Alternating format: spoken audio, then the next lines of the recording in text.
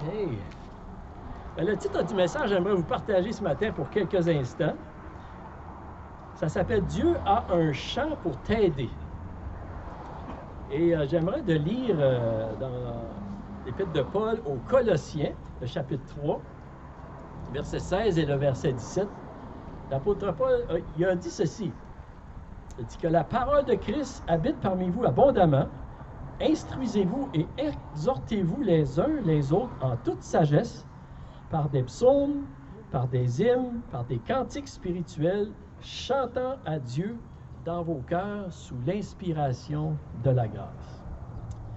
Alléluia. On va prier ensemble. Seigneur, merci, Seigneur, que tu nous aimes, Seigneur Dieu, chacun de nous, que tu veux nous faire du bien. Tu nous donnes des outils, Seigneur, aussi pour nous aider, Seigneur, lorsque nos cœurs, Seigneur Dieu, sont angoissés ou que, Seigneur, tu veux nous aider. Et je prie ce matin que ce message, Seigneur, ça va nous aider chacun de nous à reconnaître, Seigneur Dieu, un outil que tu nous as donné pour qu'on puisse vraiment découvrir la paix, la joie en toi et la consolation que tu veux déposer dans nos cœurs, Seigneur. C'est ma prière et, Seigneur, nous t'élevons Norbert aussi ce matin, Seigneur, notre frère, qui a besoin d'être réconforté. Touche-le dans son corps, Seigneur. Nous prions, touche-le aussi dans son cœur. Donne-lui la paix que tu es avec lui, avec Patricia aussi, Seigneur. Et bénis-les, Seigneur. Guide les médecins qui les soignent, Seigneur. Et nous te demandons ta bénédiction, Dieu. Et merci pour ce beau temps que tu nous donnes ce matin. Au nom de Jésus, je te demande ces choses. Amen. J'ai une question pour vous ce matin. Est-ce que vous avez déjà menti? Dit un mensonge? Mais je voulais vous dire, là, ne me répondez pas parce que vous allez peut-être mentir. Mais est-ce que quelqu'un vous a déjà demandé comment vous alliez, puis vous avez répondu bien, vous avez répondu même très bien, mais à l'intérieur de vous, là, vous saviez très bien que ça n'allait pas très bien. Y a-t-il des... Hein? Je crois qu'on est tous un peu coupables, hein, de ça. Et vous savez, c'est normal d'avoir des conversations plus ou moins profondes avec les gens qui nous entourent. Vous savez, et il y a un moment approprié pour partager la profondeur de nos émotions, de nos sentiments et de nos circonstances qu'on vit. Et vous savez, c'est une grande bénédiction pour quelqu'un d'avoir une personne de confiance à qui il peut se confier, ouvrir son cœur, un ami vraiment où ce que tu peux partager tes sentiments, que tu peux pleurer avec, que tu peux te réjouir avec, tu peux même partager tes faiblesses sans crainte d'être jugé ou méprisé ou mis de côté. Êtes-vous d'accord avec moi? C'est une bénédiction d'avoir quelqu'un comme ça. La Bible nous dit, vous savez, que ça nous dit que l'ami aime en tout temps et dans le malheur, il se montre un frère. Et les vrais amis, ils sont rares et ils sont précieux. Et c'est la raison pourquoi on devrait vraiment prendre soin de nos amitiés. J'écoutais cette semaine une personne qui enseignait sur les bienfaits d'écrire avec des mots les pensées qui nous pèsent sur le cœur, comme un journal personnel, vous savez, et écrire qu'est-ce qui se passe dans nos pensées. Et cette personne-là, elle disait que les recherches ont démontré qu'une personne qui prend le temps d'écrire les sentiments de son cœur pendant 4 jours, 20 minutes par jour, qu'elle recevait d'énormes bénéfices physiques dans son corps. Croyez-vous ça? Je vous dis ceci parce que j'ai un peu de compétition à matin, là. Pendant 4 jours, 20 minutes par jour, d'écrire qu'est-ce qui se passe dans notre cœur. Elle disait, on reçoit beaucoup de bénéfices physiques parce que la raison, c'est qu'il y a beaucoup de mots physiques qui sont reliés à ce qui se produit dans nos pensées, par le stress, par des inquiétudes, par des amertumes, par nos émotions, vous savez. Et elle mentionnait même des gens qui ont fait des crises de cœur ou des ACV ou des choses comme ça, ça peut vraiment les aider dans ce domaine. Et elle disait aussi que lorsque nous prenons le temps de bien regarder qu'est-ce qui se passe à l'intérieur de nous, ça nous aide à mieux voir ce qui cause nos difficultés, ça nous aide à réagir et à agir d'une meilleure façon pour améliorer notre situation. Et elle donnait l'exemple d'une maison avec des problèmes de plomberie puis d'électricité. Le problème, ce n'est pas avec le robinet, souvent, ou ce n'est pas avec la prise de courant, mais il faut aller dans les murs. Il faut aller dans les murs, vraiment, et trouver la source pour régler le problème. Et la chose à saisir ici, c'est que qu'est-ce qui est important? C'est important d'être en contact avec ce qui se passe à l'intérieur de nous, dans nos pensées, pour vivre d'une manière sage et profiter de la vie que Dieu nous donne. Et nous devrions faire attention de ne pas vivre notre vie de manière superficielle, juste à la surface, vous savez. Et la superficialité peut facilement devenir notre style de vie et notre manière de communiquer. Amen. Je m'en vais à quelque part avec ce que je vous partage, là, juste pour vous rassurer. Là. Les moyens de communication rapides et vastes que nous avons aujourd'hui, vous savez, ça peut nous emporter facilement dans la superficialité, vous savez. Mais lorsque Dieu nous a créés, là, Dieu nous a créés avec un cœur, avec des sentiments, avec des émotions. Et Dieu, il désirait nous donner une vie plus que une vie simplement physique, matérielle. Et ça, il veut, plus qu'une vie superficielle, il voulait que nous connaissions vraiment des bonnes émotions pour que nous puissions profiter pleinement de la vie qu'il nous donne. Et c'est lorsque nous acceptons, vous savez, de parler honnêtement et sincèrement de nos sentiments et de nos émotions que nous pouvons vraiment être connus, être aimés, être aidés, puis être guéris aussi et profiter de la vie que Dieu veut nous donner. Puis je sais que souvent, cet aspect-là, vous savez, souvent c'est plus facile à accepter. Et là, c'est la petite Émilka. Je trouve que c'est vraiment un beau nom, Émilka. Hein, ça fait penser à Émile. Hein? Et vous savez, c'est quand je parle de ces choses-là, de les sentiments du cœur, et je sais que c'est un aspect qui est souvent plus facile à accepter pour les femmes que pour les hommes, en général. Mais c'est pas toujours comme ça. Puis moi, je suis un homme, puis je dois vous dire que j'ai fait du progrès, mais j'ai encore du progrès à faire. C'est pas facile de sortir ce qu'il y a à l'intérieur de moi. Mais ce danger de la superficialité, vous savez, de vivre de cette façon-là, ça peut aussi devenir une partie de notre relation avec Dieu. Ça peut toucher notre relation avec Dieu.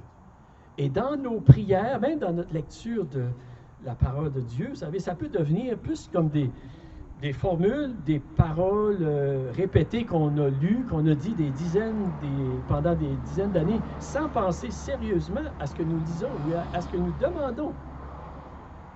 Amen. Et vous savez, c'est vrai que Dieu, il nous entend quand même, même lorsque nos pensées sont ailleurs, vous savez, parce que Dieu entend toutes nos paroles. Et les bonnes, les moins bonnes, hein? Et puis, il voit tout, il voit nos pensées, il voit nos cœurs, et il nous aime. Merci Seigneur, et il nous aime quand même. Hein? Mais lorsque nous vivons dans une relation superficielle avec Dieu, c'est nous qui se privent de la bénédiction d'avoir une relation profonde, intime, avec une personne qui nous aime passionnément et qui veut notre bien. Dieu, il nous offre une relation en profondeur avec lui. Il nous offre une relation avec un être parfait, parce qu'il est parfait.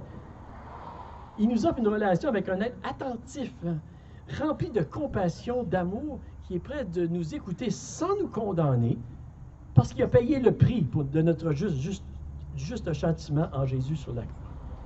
Et Dieu, il nous invite à développer cette relation-là avec lui, personnelle avec lui, parce qu'il veut nous guérir, il veut nous faire du bien, il veut qu'on profite de la vie abondante avec lui, il nous attire avec lui.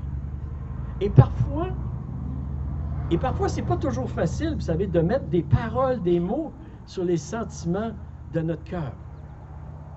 C'est-tu pas vrai? Des fois, c'est pas... Hein? On se demande. Hein? Et parfois, moi, je vois ça, c'est un peu comme chercher une fuite d'un tuyau de plomberie qui coule dans un mur. Ou bien non, un trouble électrique à quelque part. Là, c'est pas facile à trouver.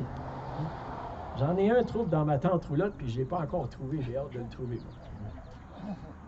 Mais il y a des outils qui peuvent nous aider à découvrir ces endroits-là difficiles à rejoindre dans notre cœur. Et vous savez, Dieu, dans son amour pour nous, il nous a pourvu des outils pour nous aider à mettre le doigt sur ces endroits-là cachés dans notre cœur, dans notre âme.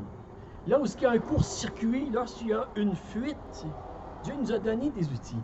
Et il y en a plusieurs, mais il y en a un de ces outils que Dieu nous a donné, et c'est le livre des psaumes. C'est le livre des psaumes.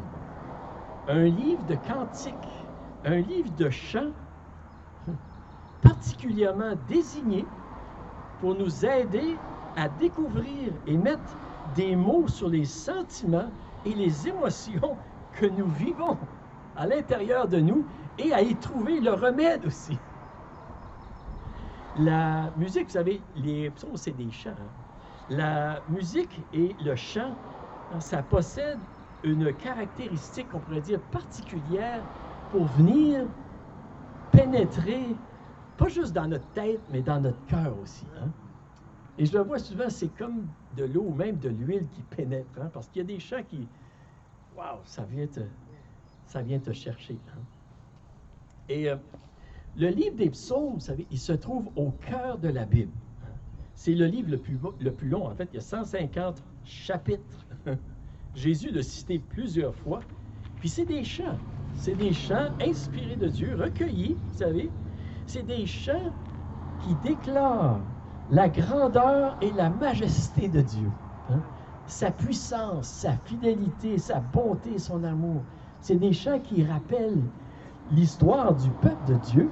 Et c'est des chants aussi qui expriment les pensées et les émotions profondes de personnes qui ont marché avec Dieu dans leur génération. Hein? Ça exprime ces choses-là. Ils parlent, ils chantent, on pourrait dire, ils chantent et ils parlent de leurs expériences en toute honnêteté. Ils parlent de leurs craintes, ils parlent de leurs doutes, de leur peur, de leur frustration avec l'injustice, avec la souffrance, avec le malheur des malheureux, des gens autour d'eux. Ils parlent vraiment de leurs cris de détresse.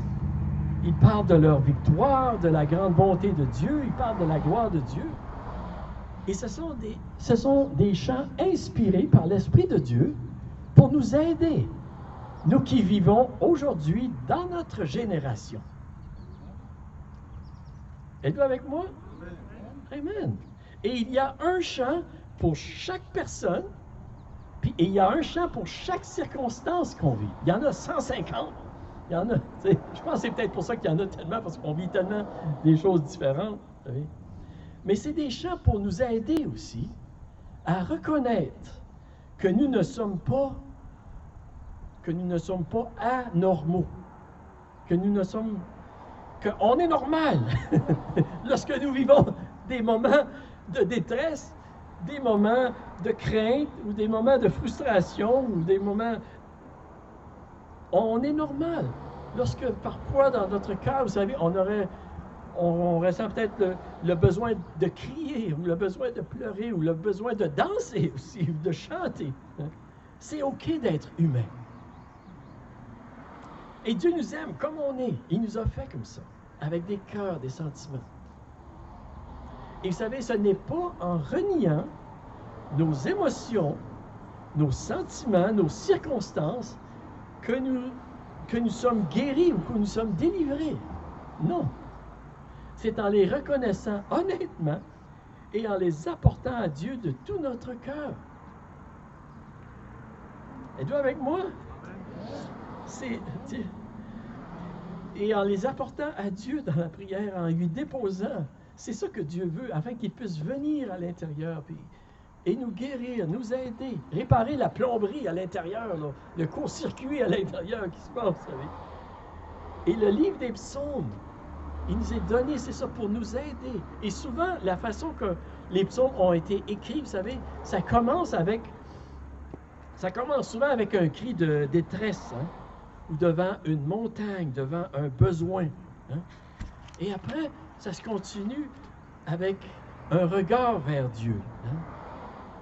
Après ça, une déclaration de sa foi dans sa grandeur, sa puissance, sa justice, son pardon, sa compassion. Hein.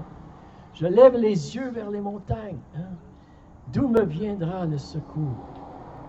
Le secours me vient de l'Éternel qui a fait la terre et les cieux. Alléluia. Amen. Tu te souviens de ça, Lorraine? Hein? Moi aussi, je m'en souviens. Puis à chaque fois que je le lis, puis la semaine passée, j'ai justement prêché sur ce psaume-là. Puis dans ma Bible, c'est écrit Troy à côté. Ouais. C'est ça, psaume 121, exactement. C'est ça. Puis Nicole aussi, je ne peux pas l'oublier quand je lis ce psaume-là. Mais, et je peux vous dire que par expérience, vous savez, ça s'est produit souvent dans ma vie aussi. Que j'avais des besoins ou des fardeaux, vous savez, qui pesaient dans le cœur à l'envers, tu sais, puis là, il y avait des courts-circuits à l'intérieur, puis je venais au Seigneur, puis vraiment, des fois, c'est pas facile de le laisser entre ses mains, mais de vraiment lui déposer et de déclarer la parole de Dieu, et c'est comme si la guérison commence à faire, c'est comme si la plomberie commence à être reconnectée, et l'électricité commence à être reconnectée. Et c'est une des raisons pourquoi l'apôtre Paul, vous savez, lorsqu'il écrit aux chrétiens de Colosse, Éphèse, et les autres, et à chacun de nous aussi, vous savez, il nous dit de s'instruire, de s'encourager, de s'entretenir par des psaumes, par des cantiques spirituels, et de chanter à Dieu de tout notre cœur sous l'inspiration de la grâce. Parce qu'il y a une puissance dans la parole de Dieu. Une puissance qui vient nous guérir, qui vient nous faire du bien, vous savez. Et dans les psaumes, oui, les psaumes, ce sont des chants, vous savez, que Dieu nous a laissés. Il y a une puissance lorsqu'on chante la parole de Dieu. Et je veux vous encourager, je veux vous encourager à lire les psaumes, à les lire et à laisser Dieu vous parler. Et je crois que vraiment Dieu a un chant pour vous. Un chant pour vous aider. Et fortifier votre cœur. Et j'aimerais juste rapidement de regarder avec vous, de regarder quelques psaumes rapidement. On va juste mettre en pratique finalement qu'est-ce que je viens de vous partager. Et le premier psaume que je veux voir avec vous, c'est le psaume 23. Je pense que la plupart de vous connaissez bien le psaume 23. Vous savez, il y a quelqu'un qui a dit, la parole de Dieu, là, nous pouvons la regarder par en haut, c'est-à-dire de la prendre, de l'analyser, de la décortiquer, de regarder qu'est-ce qu'elle dit, ou nous pouvons la regarder par en bas. Par en bas, ça veut dire que nous pouvons la laisser couler sur nous, comme une averse de pluie qui nous arrose, vous savez, et qui nous fait du bien, qui arrose notre cœur. Et le prophète Ésaïe, dans Ésaïe 55, il a écrit ceci. Il a dit, comme la pluie et la neige descendent des cieux et n'y retournent pas sans avoir arrosé, fécondé la terre et fait germer les plantes, sans avoir donné de la semence au semeur et du pain à celui qui mange, ainsi en est-il de ma parole qui sort de ma bouche. Elle ne retourne point à moi sans effet, sans avoir exécuté ma volonté et accompli mes desseins. Et vous savez, la façon que je vois ceci, c'est La manière que Dieu voudrait qu'on puisse lire sa parole et recevoir sa parole, vous savez, c'est en la laissant nous arroser dans notre cœur. Tu sais, en lui ouvrant notre cœur, notre toit, nos murs cachés, là, où il y a de la plomberie, là, c'était de l'électricité défectueuse. Là. Hein, Daniel, toi, tu répares plein d'affaires dans les murs. Hein? Pour qu'il nous guérisse, qu'il nous arrose. Et je vous encourage, lorsque vous venez dans la parole de Dieu, vous savez que c'est de simplement, Seigneur, arrose. OK. C'est correct. Le psaume 23, ça dit ceci, hein, je vais vous le lire, ça dit « L'Éternel est mon berger, je ne manquerai de rien. Il me fait reposer dans de verts pâturages. Il me dirige près des eaux paisibles. Il restaure mon âme. Il me conduit dans les sentiers de la justice, à cause de son nom. Quand je marche dans la vallée de l'ombre de la mort, je ne crains aucun mal, car tu es avec moi. Ta houlette et ton bâton me rassurent. Tu dresses devant moi une table en face de mes adversaires. Tu oins d'huile ma tête et ma coupe déborde. Oui, le bonheur et la grâce m'accompagneront tous les jours de ma vie. Et j'habiterai dans la maison de l'Éternel jusqu'à la fin de mes jours. Alléluia. Est-ce que vous avez déjà été face à un besoin dans votre vie, un besoin quelconque, puis vous demandiez comment est-ce que vous allez passer à travers? Comment est-ce que vous allez y arriver? Y en a-tu des gens, vous êtes là aujourd'hui? Il y en a plusieurs. Hein? Des fois, on peut se dire, bien, comment est-ce que je vais arriver là, à la fin du mois pour rencontrer mes obligations? Ou bien alors, comment est-ce que je vais trouver le repos que j'ai besoin pour renouveler mon énergie? Hein? Comment est-ce que je vais avoir la sagesse pour aller dans la bonne direction et faire des bons choix, que ce soit dans nos études, dans le travail, dans le choix d'un conjoint ou quelque chose comme ça? Comment est-ce que je vais arriver? Hein? Peut-être, comment est-ce que je vais retrouver la paix dans cette tempête que je suis en train de vivre, de traverser? Hein? Comment est-ce que je vais passer à travers? Peut-être comment est-ce que je serai capable de traverser cette vallée de la mort ou de tristesse avec la douleur dans mon cœur, que j'ai cette douleur, ce deuil que je traverse? Comment est-ce que je pourrai surmonter les ennemis qui en veulent à ma vie? Hein? Il y a toutes sortes de besoins. Et devant une multitude de besoins, vous savez, Dieu, il nous donne le psaume 23. Hein? Un chant pour nous aider. Et Dieu nous dit, « Je suis ton berger. Tu ne manqueras de rien. Je vais te faire reposer près des eaux paisibles. Je vais restaurer ton âme. Je vais te conduire dans le sentier de la justice. » C'est ça que Dieu, il nous dit. Et c'est bon de se laisser arroser par cette parole qui vient fortifier notre cœur. Devant un besoin, un psaume 23, peut-être aussi dans une autre situation, comme la culpabilité. Hein? Dieu nous donne un autre chant. Hein? Le psaume 103, hein? Qui dit ceci. Hein? David, il dit, « Mon âme bénit l'Éternel, que tout ce qui est en moi bénisse son saint nom. Mon âme bénit l'Éternel, n'oublie aucun de ses bienfaits. C'est lui qui pardonne toutes tes iniquités, qui guérit toutes tes maladies. C'est lui qui délivre ta vie de la fausse, qui te couronne de bonté, de miséricorde. C'est lui qui rassasie de bien ta vieillesse, qui te fait rajeunir comme l'aigle. L'Éternel fait justice. Il fait droit à tous les opprimés. Il a manifesté ses voies à Moïse, ses œuvres aux enfants d'Israël. L'Éternel est miséricordieux, compatissant, lent à colère et riche en bonté.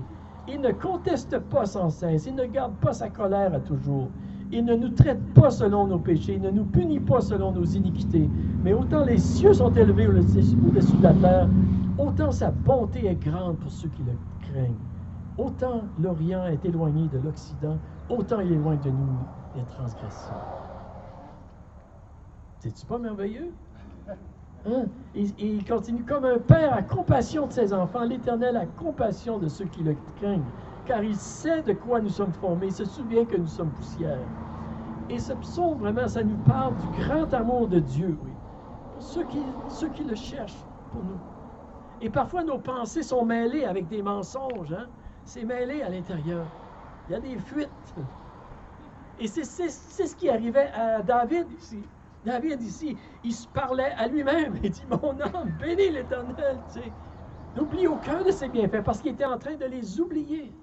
Et comme je dis, des fois, il faut qu'on se parle. On se parle dans le casse. Hein? Il dit, regarde les bienfaits, c'est lui qui te pardonne. Et lorsque Dieu nous pardonne, vous savez, il nous blanchit. Il blanchit notre casier judiciaire complètement blanc. Trop souvent, nous voyons Dieu comme un juge et un législateur, et on oublie son amour pour nous. Mais il sait de quoi nous sommes faits. Amen. Et la dernière chose que je veux voir avec vous, c'est dans une autre situation, peut-être on se sent dévalorisé, ou on se sent sans importance, vous savez. Dieu nous donne un chant aussi. Et le psaume 139, et je ne le lirai pas tout, là.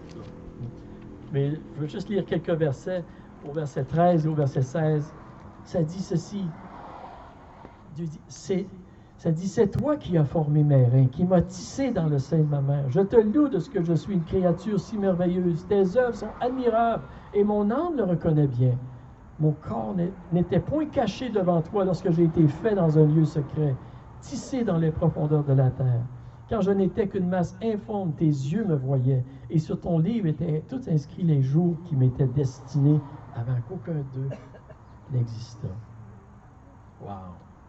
Dieu était impliqué, vous savez, personnellement dans la création de chacun de nous. Lorsque nous avons été créés, nous avons été faits. Et si vous commencez à vous détester, à vous sentir de trop inutile, Dieu ne pense pas de cette façon-là concernant vous. Dieu, lorsqu'il vous regarde, il voit une créature merveilleuse qu'il aime et dont il peut recevoir de l'amour à travers. Amen. C'est ce que la parole de Dieu nous dit. Et il est venu dans la personne de Jésus enlever tous les obstacles, vous savez, entre lui et nous, pour qu'il puisse nous aimer pleinement. Et c'est la façon que Dieu vous voit, puis c'est la façon que Dieu voit la personne à côté de vous aussi. Amen. Et c'est important de les voir comme ça. C'est de cette façon-là que l'amour de Dieu peut couler en nous et qu'elle peut couler à travers de nous. Et j'aimerais ce matin simplement vous encourager, de vous laisser arroser. On a tous besoin d'être arrosés par de l'espoir, de l'amour, de l'espérance. On a tous besoin. Et je crois, vous savez, dans les jours que nous vivons, puisque notre monde est en train de s'ébranler, et je crois que nous allons en avoir de plus en plus besoin de vraiment garder nos yeux sur le Seigneur et laisser Dieu arroser notre cœur, fortifier notre cœur. Et Dieu nous a donné sa parole et les psaumes pour nous arroser. Entretenons-nous avec des psaumes, avec des hymnes, avec des chants. Ouvrez votre cœur au Seigneur. Laissez-le venir réparer la plomberie puis l'électricité à l'intérieur de nous. Amen. Et composez un chant, chantez. Je vous encourage à chanter et même à composer des chants. Croyez-vous que nous avons besoin de ceci? On en a besoin. Et il y a un chant pour vous, puis il y a un chant pour chaque circonstance. Et je crois que si nous écoutons la voix, Dieu va nous rappeler le chant qu'on a besoin. Et j'aimerais, en terminant, de vous chanter un psaume ce matin. Et c'est le psaume 23. L'Éternel est mon berger. Si vous voulez vous lever, vous pouvez vous lever avec moi. Ça fait longtemps que je ne l'ai pas chanté, par exemple, celui-là. L'Éternel est mon berger, je ne manquerai de rien. Il me fait reposer dans le bain pâturage. L'Éternel est mon berger, je ne manquerai de rien. Il me conduit dans les sentiers de son nom. On essaie-tu de le chanter tout ensemble? Vous connaissez les paroles, puis en même temps qu'on le chante, là, on va laisser la pluie, merci Seigneur qu'il ne pleut pas, là, mais la pluie de sa présence toucher nos cœurs, puis nous rassurer qu'il est notre berger, qu'il va pourvoir pour nous. Amen, parce qu'il est avec nous. Il va nous conduire aussi dans toutes les circonstances. Et si vous avez un besoin ce matin, apportez-le devant le Seigneur et laissez-le vous rassurer, oui, qu'il va être avec vous, qu'il va pourvoir. L'Éternel est mon berger, je ne manquerai de rien. Il me fait reposer dans de verts pâturages. L'Éternel est mon berger, je ne manquerai de rien. Il me conduit dans les sentiers de la justice à cause de son nom. Quand je marche dans la vallée de l'ombre de la mort, je ne crains aucun mal, car tu es avec moi.